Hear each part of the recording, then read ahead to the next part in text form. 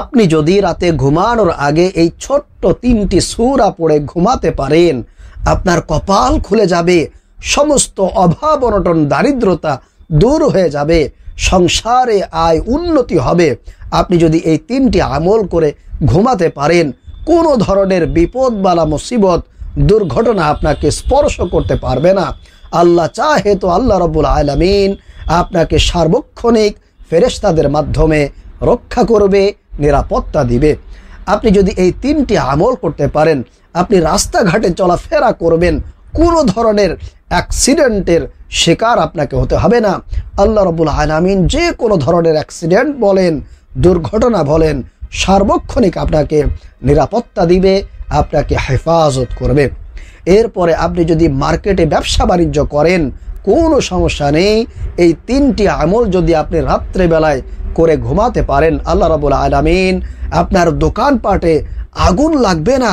আগুন লেগে আপনার কোটি কোটি টাকার বিজনেস ধ্বংস হবে না, আপনার ব্যবসা বাণিজ্যে চুরি হবে না, ডাকাতি হবে না।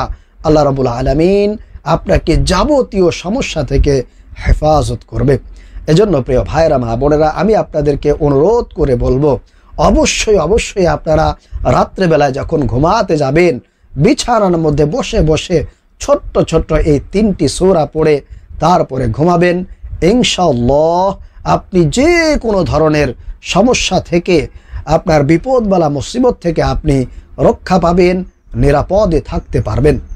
চলুন তাহলে আমরা জেনে নেই সেই 3টি আমল সম্পর্কে, 3টি সূরা সম্পর্কে। 1 নম্বরে যে আমলটি করবেন সেটা হলো, আপনারা ঘুমানোর পূর্বে অবশ্যই বিছানার মধ্যে বসে একবার আল্লাহর নবী সাল্লাল্লাহু আলাইহি ওয়াসাল্লামের উপরে আপনারা দুরূদ শরীফ পাঠ করবেন।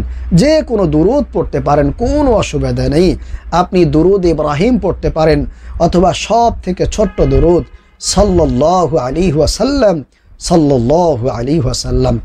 আপনি যদি আল্লাহর নবীর উপরে একবার দুরূদ পাঠ করেন, তাহলে আল্লাহ রাব্বুল আলামিন আপনার উপরে 10টি রহমত নাজিল করবেন, 10টি গুনাহ আপনার আমল নামা থেকে কেটে দিবে, এবং 10টি নেকি আপনার আমল নামায় কিন্তু যুক্ত করে দিবে, এবং 10টি মর্যাদা আল্লাহ রাব্বুল আলামিন কিন্তু আপনার বৃদ্ধি করে দিবেন।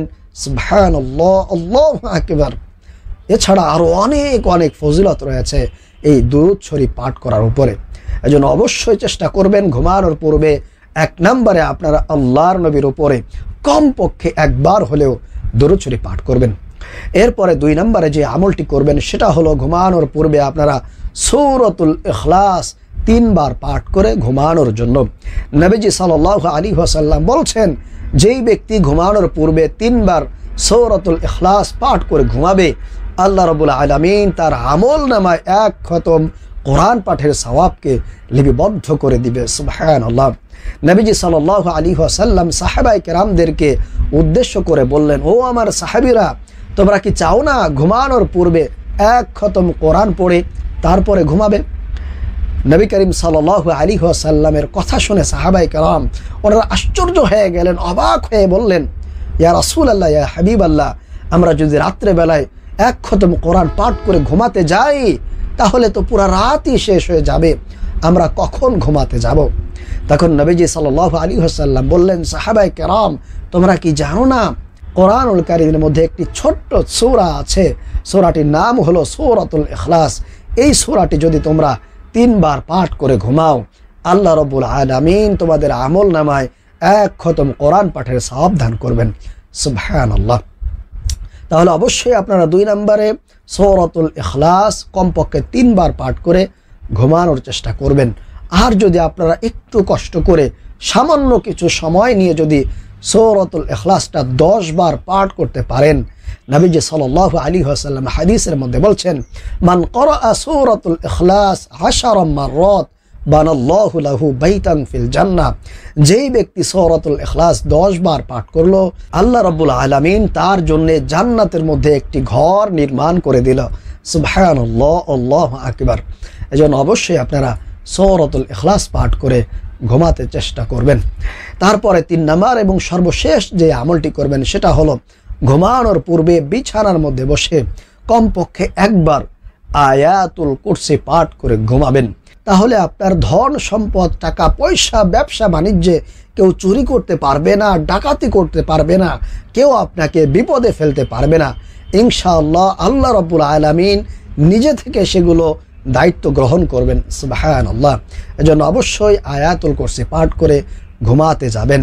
এছাড়া নবী করিম সাল্লাল্লাহু আলাইহি ওয়াসাল্লাম হাদিসের মধ্যে বলছেন, কেউ যদি 5 ওয়াক্ত নামাজের পরে একবার করে আয়াতুল কুরসি পাঠ করতে পারে, তাহলে ওই বান্দার মধ্যে আর জান্নাতের মধ্যে শুধুমাত্র পার্থক্য হচ্ছে, শুধুমাত্র ব্যবধান হচ্ছে মৃত্যুবরণ করার সঙ্গে সঙ্গে আল্লাহ রাব্বুল আলামিন তাকে জান্নাত দান করবেন। সুবহানাল্লাহ। এজন্য অবশ্যই কিন্তু আয়াতুল কুরসি পাঠ করবেন, আয়াতুল কুরসির সঙ্গে থাকার চেষ্টা করবেন। তাহলে আশা করি আপনারা এই ছোট্ট 3টি আমল সম্পর্কে জানতে পেরেছেন, বুঝতে পেরেছেন। আল্লাহ রাব্বুল আলামিন আমাদেরকে এই 3টি আমল করে রাত্রেবেলায় ঘুমানোর তৌফিক দান করুন। আমিন।